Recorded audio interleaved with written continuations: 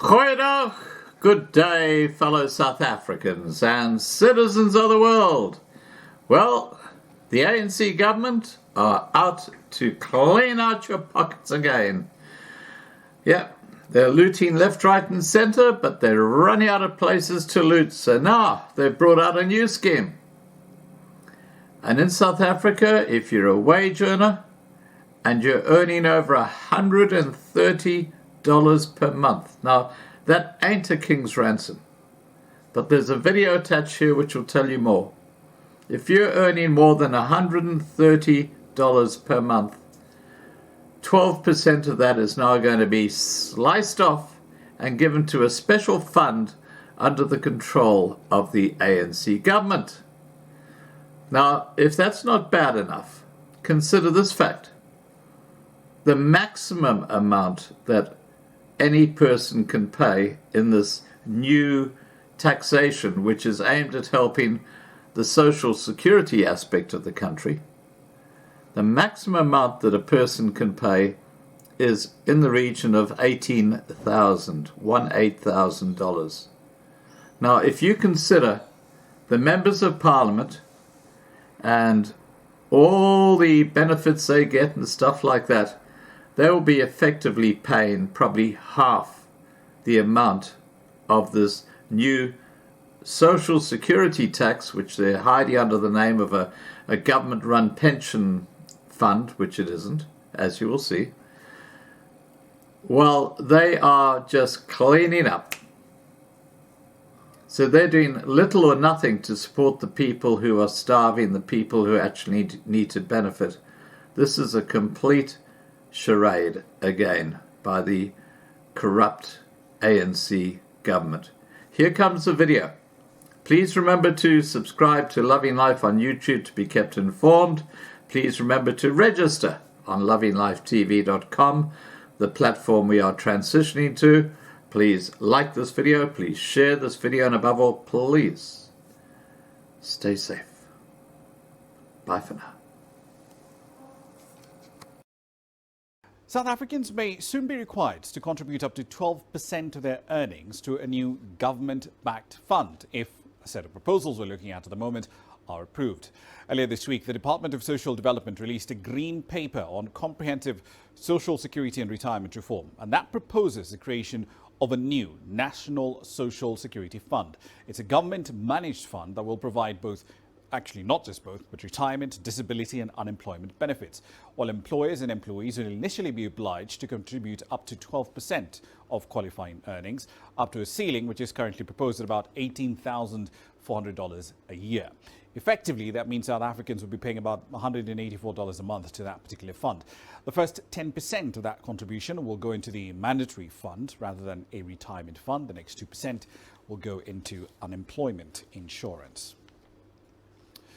All right, then, so let's explore some of these proposals in the Green Paper in detail. Pete Snell is the Tax Project Director at the South Africa Institute for Chartered Accountants. He's joining us now live on the program. Thank you for your time this evening. So how does the current system of pension contributions and unemployment benefits look like compared to what is being proposed in this Green Paper?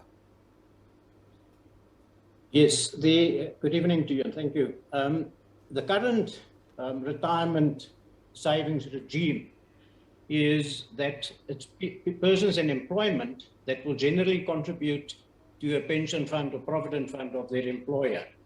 And if the individual is not in employment, they will contribute to a retirement annuity fund. So it's where you have a formal employment arrangement and the employer has a pension and provident fund, you will contribute to that fund, and if not, to a retirement annuity fund. These contributions are not mandatory, prescribed by government, that is.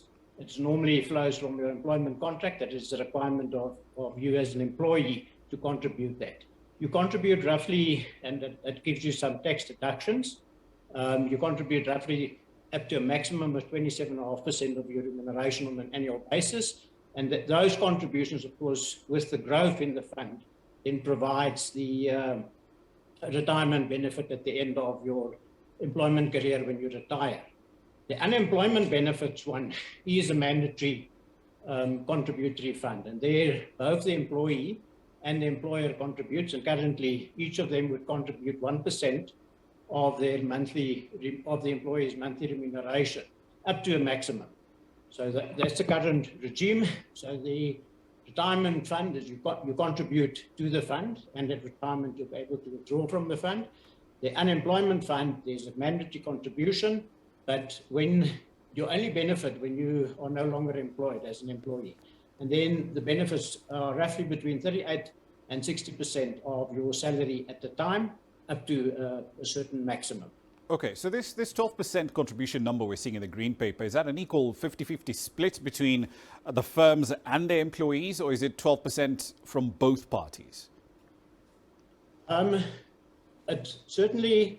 It's not clear from the government, from the Green Paper. And I must say that this Green Paper is open for comment until the end of December. So we will get more detail as time passes. This is not very clear from it. But at the moment, the definite split that they do say is that the 12% will be split in two parts. 10% will go to this new mandatory new retirement fund, with 2% going to the current unemployment insurance fund. So they retain the current unemployment insurance fund. It is then stated in the Green Paper that all employers and employees will initially be obliged to contribute up to 12% of qualifying earnings, and up to a certain ceiling. So they bring in a ceiling of roughly 23,000 Rand per month, saying that an individual will contribute 3,300 Rand per year. Now, what it looks like is that there will be also an obligation on the employer to make a contribution to the fund, and not only on the employee. But the proposal is not that clear, because one would generally, when the employer contributes, as they often do, to your retirement fund, they take it out of the cost to company. So they agree that they'll pay you a salary, a portion they will contribute to the retirement fund, and a portion they will contribute, or the individual will contribute. So it's not clear whether the employer contribution will become a cost to the employer and a cost to the employee, which makes a 24% contribution. Indeed. So ultimately, though, will these contributions to this fund, assuming these proposals do go through, will these contributions have to be mandatory, or will individuals have the option to say, no, I like my current system, I like the way it works, I like the flexibility, so I'll stick with that instead?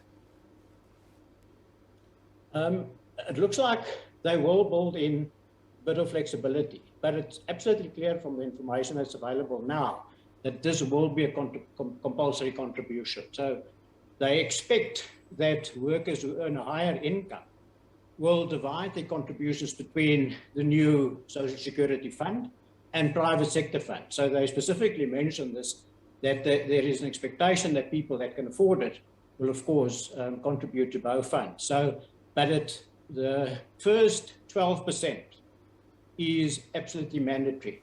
It will be based on the earnings of the person during that period, and will also contribute to the benefit at the end of the day. So they will encourage people that earn more than this compulsory contribution levy to contribute to private funds, and they make mention of the tax benefit there is to persons to do that contribution there.